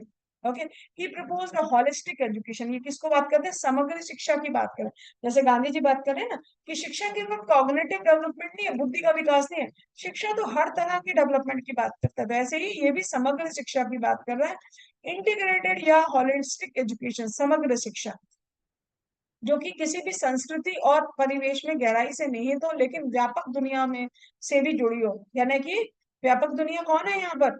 व्यापक दुनिया की बात कर रहे हैं यहाँ पे, यानी ग्लोबल एजुकेशन, यानी वर्ल्ड लेवल पे जो है वो बात कर रहा है, ये केवल आपके जो है वो सिर्फ इंडिया इंडिया तक की जो चीजें जो है वो सीमित नहीं है, तो वाइडर वर्ल्ड की बात जो है वो कहते हैं सराउंडिंग्स के साथ तो कनेक्ट है ही है शिक्षा, कल्चर के साथ भी है, बल्कि वाइडर वर्ल्ड के साथ जो है वो शिक्षा, शिक्षा ऐसी होनी चाहिए बच्चे की जो वर्ल्ड को भी छोटा बना दे, है ना, इस तरह से शिक्षा, उसको इस तरह से गैप नहीं होना चाहिए कि जो हम तो बस यहीं तक का ही जानते हैं, हम अपने देश के बारे में जानते हैं, अपने शहर के बारे में जानते हैं, नो, ग्लोबल एजुकेशन वाइड, हमारा जो व्यू पॉइंट होना चाहिए वो व्यापक होना चाहिए, ना कि संकुचित होना चाहिए, ठीक है। तो बाकी कल्चरल एजुकेशन पे बात कर रहे हैं, पीस एंड रिस्पेक्ट की बात हो रही है, नेचर की बात हो, क्योंकि नेचुरलिज्म को भी करते हैं, रूरल रिकंस्ट्रक्शन की बात हो रही है, यानी ग्रामीण पुनर्निर्माण, वो भी ये इनका मुख्य उद्देश्य था।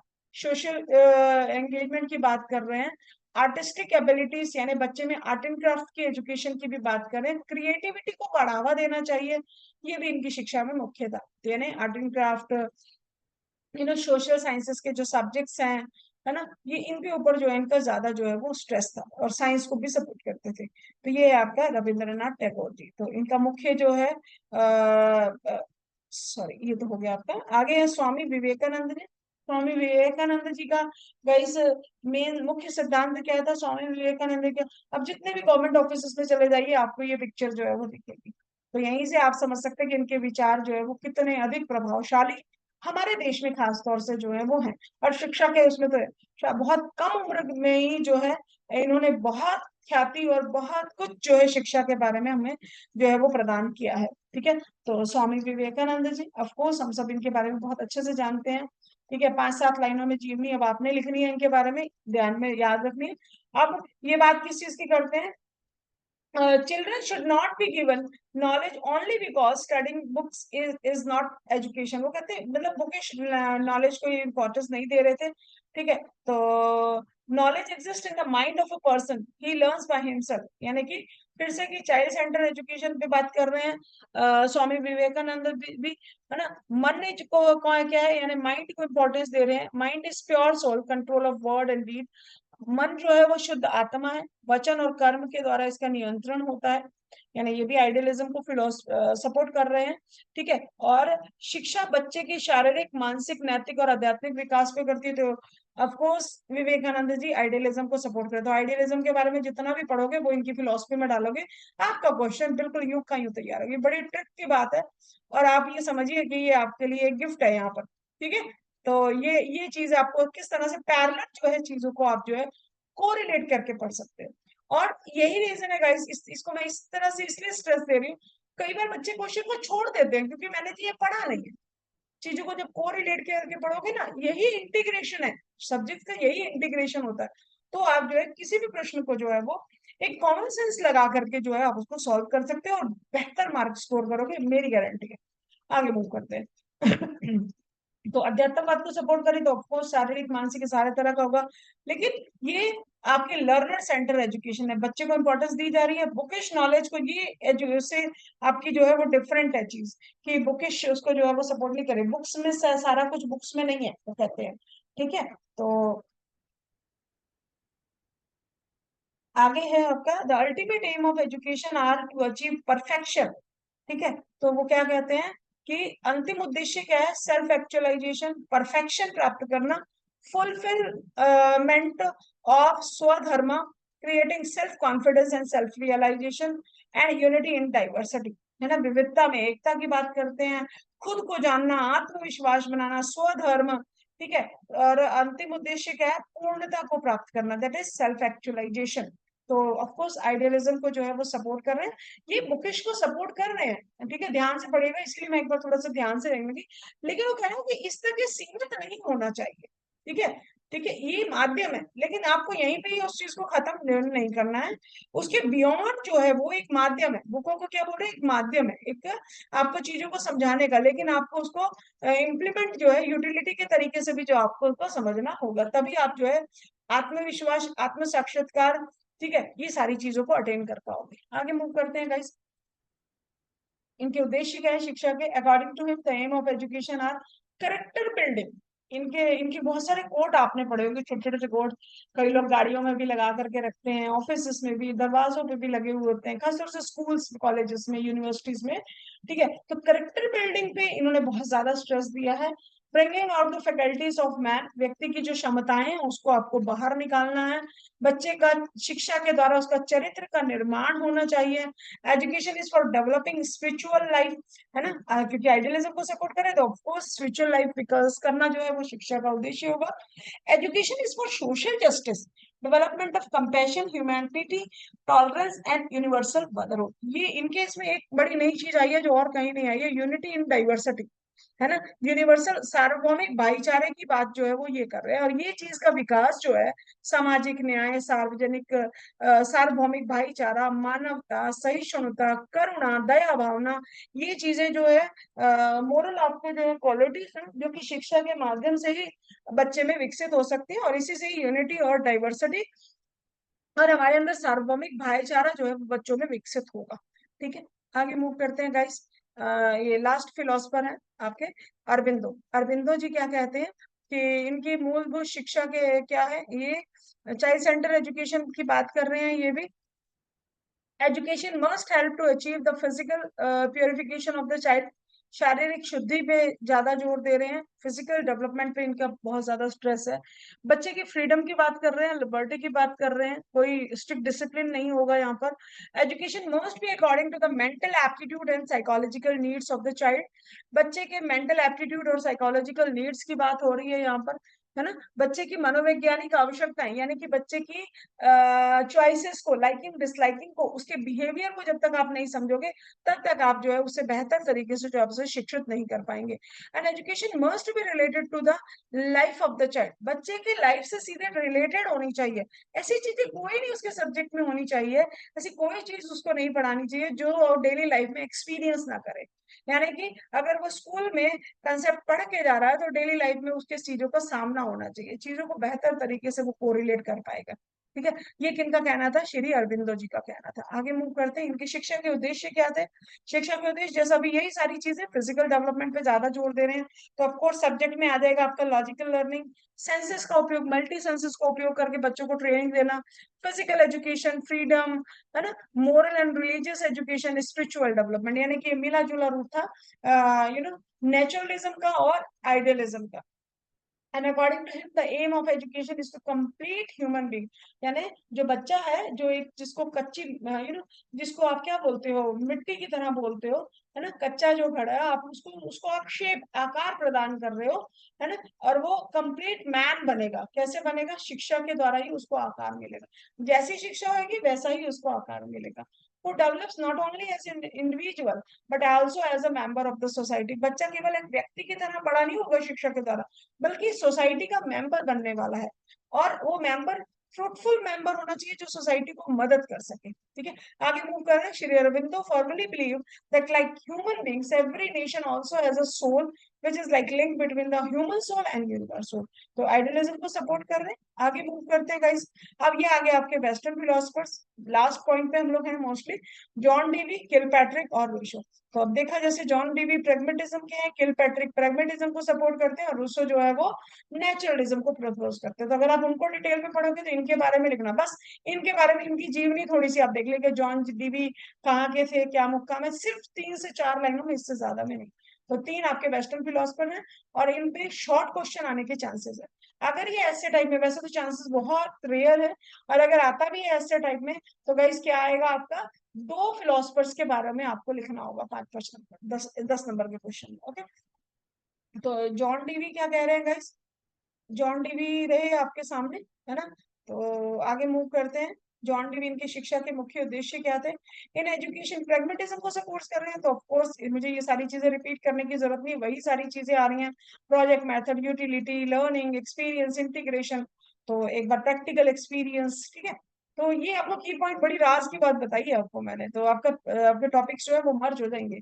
किलपैट्रिक ये भी प्रैग्मेटिज्म को करते थे, एवन जॉन डीवी को सपोर्ट करते थे, ये भी ध्यान में रखिएगा। ठीक है, तो प्रोजेक्ट मेथड थे। अर्ली चाइल्डहुड एजुकेशन किलपैट्रिक ने ही बात करी है, प्रोग्रेसिव एजुकेशन की बात किलपैट्रिक ने करी है। ठीक है, सब्जेक्ट सेंट्रल थीम्स की बात कर रहे हैं, टीचर को एज अ गाइड बताया जा रहा है। ठीक है, टीचर कौन है, एज अ गाइड की बात कर रही है।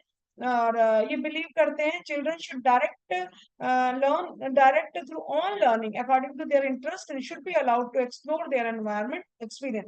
वो कहते हैं बच्चे को अपना एनवायरमेंट उसके रुचि के अनुसार एक्सप्लोर करने देने। जो टीचर क्या होगा, टीचर यहाँ पे सिर्फ एक मार्गदर्शक होगा। आगे मूव करते हैं गाइस। रूसो ने ये नेचुरलिज्म को फिलोसफी सपोर्ट कर रहे हैं रूसो। तो he was naturalistic, he believed that children should be educated in nature and according to nature for from the crowd। ठीक है, तो बच्चे को दुनिया की भीड़ से अलग नेचर में, प्रकृति में जो है वो पढ़ने का मौका जो है वो दिया जाना चाहिए। आगे मूव करते हैं। संपूर्ण ब्रह्मांड प्रकृति के नियमों द्वारा, फिर नेचुरलिज्म के बारे में जितना चाहे उतना लिख दीजिएगा गाइस, जब इनका नाम आता है तो वही सारी चीजें हैं, कुछ भी आपको अलग देखने को नहीं मिलेगा। सेंसस की बात करी थी नेचुरलिज्म में, रियल नॉलेज की बात कर रहे थे, फ्रीडम की बात कर रहे थे, learning by doing, learning through experiences, ये सारी चीजें आपकी जो है वो नेचुरलिज्म का ही आ रहा है। प्रकृति में खुद से बच्चा करके चीजों को सीखेगा। ठीक है, तो लास्ट पॉइंट पे है। ठीक है, आए मुझे पता है सेशन लंबा हो गया है, आप लोग बोर तो शायद नहीं होंगे, क्योंकि बहुत ही इंपॉर्टेंट पॉइंट है गाइस, आपके पेपर से रिलेटेड है। ठीक है, बहुत ही इंपॉर्टेंट यूनिट है, काफी कुछ क्वेश्चंस इसमें से आपके आने जा रहे हैं। तो यहाँ पे रोल है टीचर्स का, जो है वो एंशियंट काल में क्या था, प्राचीन काल में क्या था। ठीक है, और आपका जो है वो यहाँ पर अभी आपके मॉडर्न उसमें क्या है, शिक्षक की भूमिका क्या है। ठीक है, तो ये तो बहुत ही कॉमन सेंस का क्वेश्चन है गाइस, हम सब बड़े आसानी से इसका दे सकते हैं कि वैदिक काल में, बुद्धिज्म में, जैनिज्म के टाइम पे शिक्षक की भूमिका कैसी होती थी, टीचर सेंटर सारी चीजें थी। ठीक है, कल्चर हेरिटेज पे ज्यादा बात करी जाती थी, वो सारी चीजें हमको फ्यूचर जनरेशन को देनी है। ठीक है, टीचर सेंटर सारी चीजें बहुत ज्यादा थी। ठीक है, education was imparted free of charge, शिक्षा के लिए कोई शुल्क, ऐसी कोई बहुत बड़ी बड़ी फीसें, ट्यूशंस, आजकल की जो मॉडर्न जो एजुकेशन है इसके जस्ट विपरीत थी ये सारी चीजें। ठीक है, और the profession of a teacher, teacher का जो प्रोफेशन था वो एंशियंट इंडिया में very high code of honour माना जाता था, कि बहुत बड़ी चीज, बहुत बड़ा पेशा माना जाता था शिक्षा का, एक सम्मानजनक स्थिति से जो है वो देखा जाता था एंशियंट में, जबकि आज सिचुएशन जो है वो विपरीत है। तो यहाँ पे आप टीचिंग मेथड्स को भी आपका अगर ये क्वेश्चन आता है बाई चांस, तो आप टीचिंग में 5 नंबर में ही आएगा, डिटेल में आने के चांसेस कम है। अगर डिटेल में आएगा तो किसी क्वेश्चन के साथ मर्ज करके आएगा, लाइक एजुकेशन का मीनिंग क्या है, कैरेक्टरिस्टिक्स बताइए या एम्स बताइए, और दूसरे पार्ट में आपसे ये पूछ लेगा। ठीक है, तो जब एक और सीरीज आएगी इसी के, एक और पार्ट आने वाला है, देन आपका ये पेपर कवर हो जाएगा। और मैं साथ साथ में आपको यूनिट वाइज जो इंपॉर्टेंट क्वेश्चन जो है वो बताती चली जा रही हूँ। ठीक है, तो ये रहा आपका एनसीएम, उसमें तो ये बहुत ही कॉमन सेंस का है, फिर भी मैंने सोचा कि जब यूनिट एक उसमें कंप्लीट हो रही है तो मैं इसको छोड़ नहीं सकती हूँ। ठीक है, तो मॉडर्न में आपको मालूम है सारी चीजें टीचर की बजाय लर्नर पे फोकस हो गई है। टीचर का रोल हो गया फ्रेंड, फिलोसफर, गाइड, पेरेंट्स और फैसिलिटेटर की तरह। ठीक है, टीचिंग स्ट्रैटेजीज, ये सारी चीजें जो है वो टेक्नोलॉजी बेस्ड हो गई है। मैनेजमेंट का बोलबाला ज्यादा है। Modern education is not only impart knowledge to student but also to build the personality of modern citizen, है ना। यहाँ पे सिर्फ शिक्षा ही नहीं देनी है, बल्कि उसके व्यक्तित्व का भी विकास करना है, यानी ऑल ओवर डेवलपमेंट, करिकुलर और को करिकुलर पे ज्यादा स्ट्रेस, इक्वल स्ट्रेस जो है वो दिया जा रहा है। ठीक है, उसी के अकॉर्डिंग मेथोडोलॉजी और टीचर एक्सपर्टाइज सब्जेक्ट्स में ये सारी चीजों की जो है रिस्पॉन्सिबिलिटी जो है टीचर की बढ़ती चली जा रही है। टीचर, बच्चे की एबिलिटीज, बच्चे की चॉइसेस, इन सब पे ज्यादा ध्यान दिया जा रहा है। तो आप मेथड्स जो है वो और ऐड कर सकते हैं, एंशियंट में क्या क्या मेथड्स थी, और अभी जो है वो टेक्नोलॉजी बेस्ड किस तरह की मेथड्स जो है हो गई। तो ये लास्ट स्लाइड थी guys, thank you so much. मुझे पता है कि सेशन लंबा हो गया है, लेकिन यकीन मानिए इस सेशन को यदि आप 2 पार्ट में भी सुनिएगा गाइड करके, तो और साथ साथ में अपना नोट डाउन करने का प्रयास कीजिएगा, तो पूरी यूनिट जो है वो आपकी कंप्लीट हो जाएगी। और इसके अलावा मुझे नहीं लगता है कि अगर आप इसे सुन करके प्रॉपर नोट्स बना लेते हैं, और जो डिटेल सेशन मैंने आपको 3 उसके बोले हैं, और इसके पहले की 2 सीरीज अगर आप ये कर लेते हैं, तो कहीं और से कुछ और आपको पढ़ने की जरूरत मेरे हिसाब से नहीं होगी। ठीक है, फिर भी किसी को डिटेल में पढ़ना है, तो आप जो है आपके पास जो भी रिसोर्सेस अवेलेबल है उनको और अच्छे से डिटेल में, जैसे आपके पास समय, ठीक है, वो आप कर सकते हैं। मैं यहाँ पे इसको एक रिवीजन सीरीज के हिसाब से, ताकि हमें कंसेप्ट क्लियर हो, वेदर हम रिवाइज कर रहे हैं, ऑलरेडी पढ़ चुके हैं, वेदर हम लोग पहली बार चीजों को देख रहे हैं, पहली बार हमारे सामने मैटर आ रहा है, तो वो लोग भी इसको बहुत आसानी से समझ सकते हैं। बाइलिंगुअल था इसलिए आपको जो है वो मुश्किल नहीं होगी, और पिक्चर्स के माध्यम से आप कनेक्टिविटी, आपको याद रखने में बड़ी आसानी होगी। ठीक है, तो thank you so much guys, stay tune with the channel. और इसी वीक में लास्ट में जो है, नहीं लास्ट, हाँ इसी वीक में लास्ट में जो है गाइस आपका आपका जो है मतलब कल कल नहीं परसों। ठीक है, परसों जो है आपका जो है वो आपकी लास्ट जो है इसका जो है एक और पॉइंट आपका जो है एक और सॉरी सेशन जो आएगा, जिसमें बाकी की सारी यूनिट्स को समअप जो है वो कर दिया जाएगा। Thank you so much guys, stay tune with the channel. ठीक है। और यदि आपको ये सेशंस इंफॉर्मेटिव लग रहे हैं, आपके एग्जामिनेशन में किसी भी तरह से मदद कर रहे हैं, तो प्लीज लाइक शेयर और सब्सक्राइब करते रहिए। ठीक है, बार बार सब्सक्राइब कर दीजिए और बेल आइकन जरूर प्रेस कर दीजिए, ताकि फ्यूचर नोटिफिकेशन आपके पास में जो है वो आता रहे। Thank you so much guys, thank you, with a part of this family roots of special education. Thank you.